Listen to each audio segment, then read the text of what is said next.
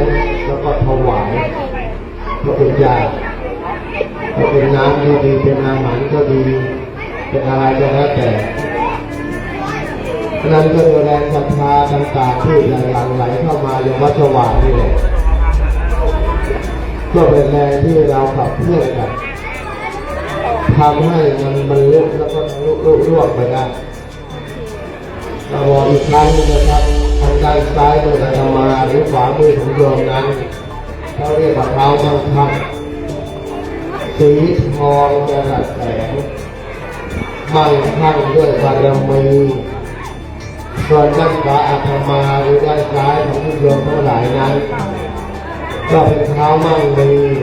สีเขียวเหนียวซับราบสักการะให้เพื่อนใจหายแต่แล้วเพื่อนใจต้องทำกินนะถ้าไม่ทำกินเลยดีซ่าครับ